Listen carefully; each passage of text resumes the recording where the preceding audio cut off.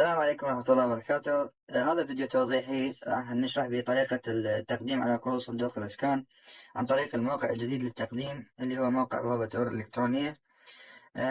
في البداية يجب توفر بعض النقاط. النقطة الأولى هي يجب توفر حساب لدى بوابة أور، وفي حال عدم توفره يجب إنشاء حساب جديد واستكمال التقديم بعدها. النقطة الثانية، كل حساب من حقه أنه يقدم مرة واحدة فقط، ولا يحق له انه يقدم لشخص ثاني. يعني هو عنده حساب لازم يقدم استمارة لمعلوماته هو، في حال ان المفترض الذي يقدم استمارة لا يمكن انه يستعمل حساب لشخص ثاني، لازم يسوي هو حساب له. النقطة الثالثة، هذا التقديم يعد المرحلة الأولى، وسيتم الإعلان عن أسماء المشمولين بالمرحلة الثانية من القرض حسب نقاط المفاضلة المدخلة من قبل المفترض في هذه الاستمارة في هذا الموقع. وسيتم الإعلان عن أرقام الاستمارات اللي هي الباركود لكل منها لغرض إكمال المرحلة الثانية من التقديم من نفس الموقع الأصلي الخاص بصندوق الإسكان اللي تم التقديم، يعني في المرات السابقة تم التقديم على القروض من خلاله. طبعا يستعمل نفس أرقام الهواتف المدخلة في بوابة أور. راح نشرح طريقة التقديم هسه بالنسبة للمفترض اللي عنده حساب في بوابة أور. تظهر الواجهة اللي تكتب بها رقم الهاتف، يذكر رقم الهاتف بها.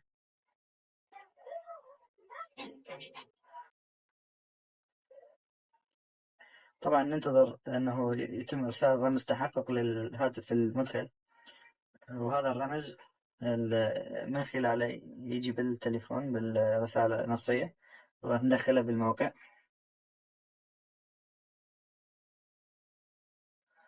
وراح نضغط تأكيد.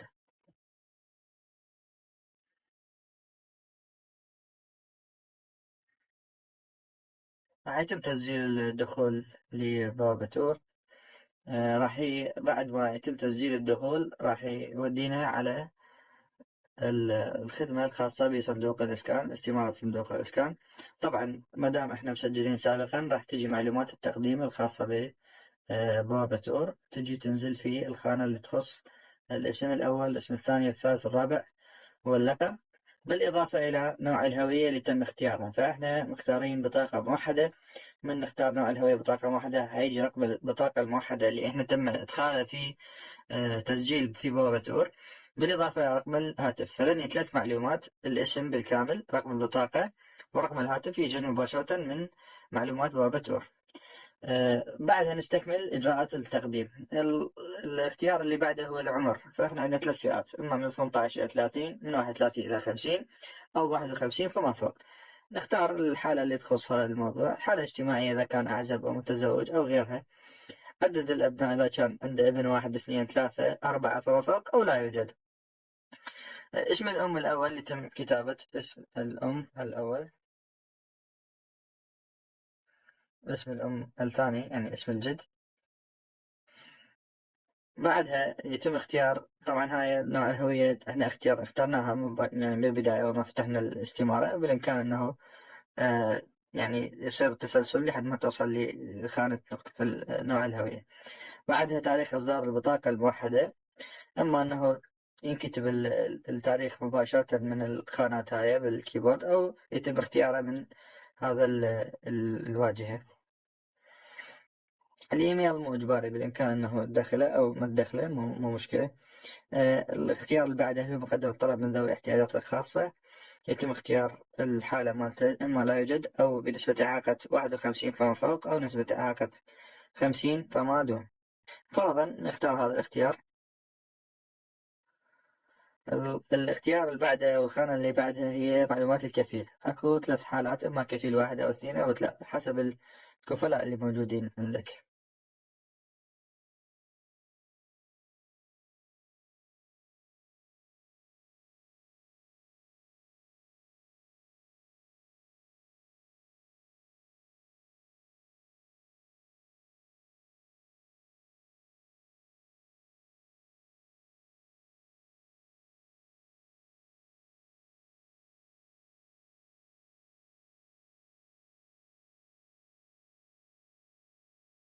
تم إدخال المعلومات اللي تخص الكفيل. حقيقة هاي تكون واضحة: تاريخ استمارة تعهد الكفيل، تاريخ إبداعة الكفيل، مواليد إلى آخره، رقم الاستمارة مال تعهد الكفيل، الراتب الكلي للكفيل، الراتب الاسمي كذلك للكفيل. تذكر بتفاصيل بسيطة وسهلة ما بها إشكالية إن شاء الله.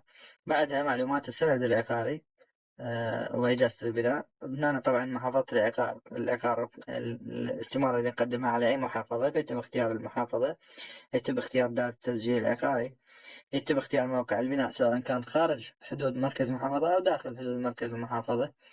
يتم بعدها اختيار رقم إجازة البناء، اختيار نوع البناء سواء كان بناء جديد أو هدم إعادة بناء أو إضافة بناء. يتم اختيار أي حالة مطابقة للحالة الخاصة بالمفترض.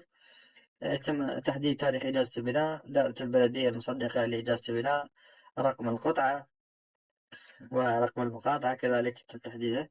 والاختيار الأخير: هل تم الاستفادة من قرض الصندوق سابقا الزوج أو الزوجة؟ في حال أنه سبق وأن تم استلام قرض من صندوق الإسكان من قبل المقترض نفسه أو من قبل الزوج أو الزوجة، فيتم اختيار أحد الاختيارين، نعم أو كلا. وراها نضغط حفظ واستمرار. تظهر أن تم حفظ المعلومات بنجاح، نضغط نعم. بعد تظهر لنا هاي الواجهة.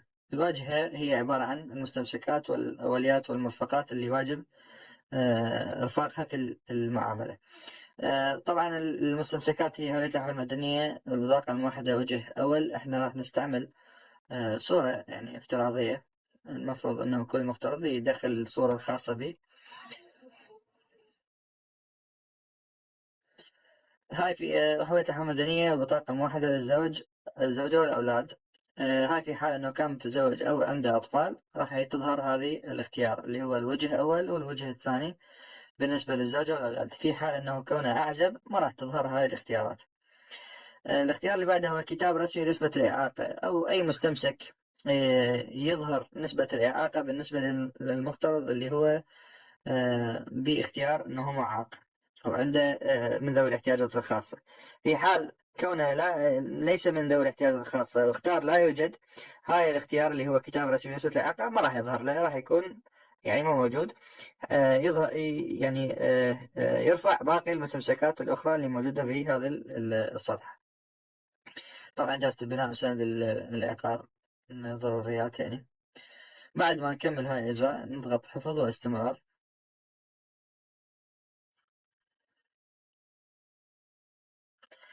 يظهر لنا بعد الاختيار انه تم حفظ الملفات بنجاح، نضغط اوكي.